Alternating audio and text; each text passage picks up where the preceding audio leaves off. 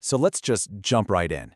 How on earth does one of the most notorious serial killers in American history get away with murdering at least 33 young men, all while being seen as a model citizen? I mean, this guy was a celebrated community leader, a local politician, and, believe it or not, a children's party clown. This is the absolutely chilling paradox of John Wayne Gacy. It all starts to come apart right here. December 11th, 1978. It's a cold winter day in a quiet Chicago suburb. This is the exact moment, the place where the carefully built world of John Wayne Gacy began to completely unravel. And it was all because of one simple, terrifying question. That's the question. Where is Robert Piest? He was just 15 years old. He told his mom he was going to meet a local contractor about a summer job, and then he just vanished. Well, that contractor's name was John Wayne Gacy, and the search for Robert would finally rip the mask off the monster that was hiding in their town. Okay, so to really understand how Gacy operated for so long, you have to look at the person the public thought he was. Let's peel back the layers on the mask he wore every single day. I mean, look at this. The contrast is it's jarring. On one side, you've got the public Gacy, a successful businessman running his own contracting company. He was a vice president in the JCs, a big community leadership group. He was a Democratic precinct captain, so connected he got his picture taken with First Lady Rosalind Carter. And of course, the one everyone remembers, Pogo the Clown, entertaining kids at hospitals and parties. But then, you look at the right side, the private reality. A predator, an abuser, and a murderer, living a secret life of just unimaginable horror. And this quote, this really gets to the core of his twisted way of thinking.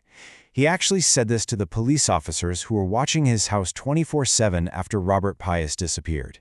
It wasn't just some sick joke. It was a taunt. It was this chilling display of pure arrogance, like he truly believed his friendly clown persona made him completely untouchable. So here's the crucial thing to understand.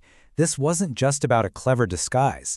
Gacy's long reign of terror was basically enabled by a whole series of shocking failures by the system and a personal history that, frankly, created the perfect predator. Gacy's own childhood was a complete nightmare. He had this violent, alcoholic father who would just brutally beat him and constantly humiliate him, calling him weak. This, on top of being sexually abused by others, created someone who was deeply, deeply damaged. And he learned two critical things from all this. One, how to hide enormous secrets, and two, how to project an image of perfect normalcy to avoid getting hurt. That's a skill he would later turn into a deadly weapon. And that weapon of manipulation? It met a system that was tragically unprepared, and maybe, at times, just unwilling to see what was really going on. This timeline here, it just lays out a clear pattern of him getting away with it.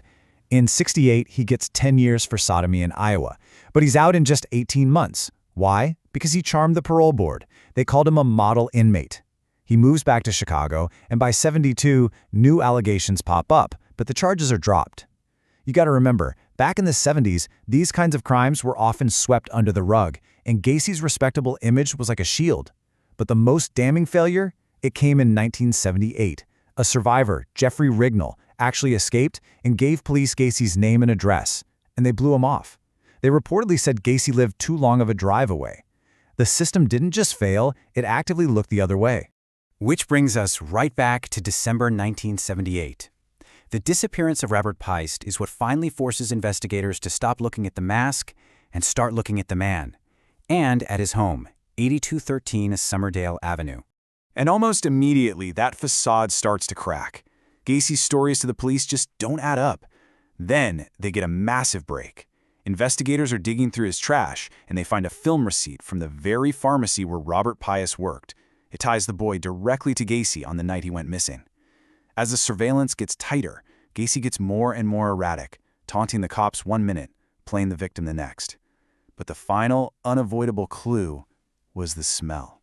A smell of death coming from the house that no one could ignore. So with a search warrant finally in hand, police go into the house. The smell is overwhelming. A crime scene tech pries open a floorboard to the crawl space, and just minutes later he makes the first of many, many horrific discoveries.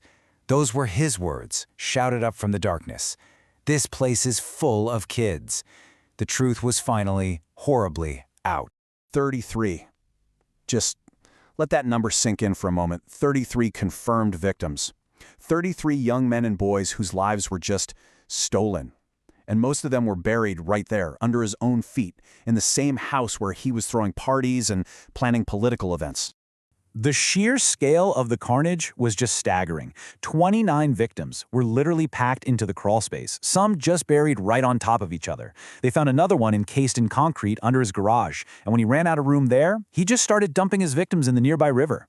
For decades after, many of these young men were just numbers, their families left wondering whatever happened to them. So with Gacy in custody and the bodies discovered, the case finally moved to the courts. But you know what? Even after a conviction, this story was far, far from over. At his trial, Gacy's defense went with an insanity plea, basically arguing that no sane person could ever do these things. But the prosecution, they painted a very different picture.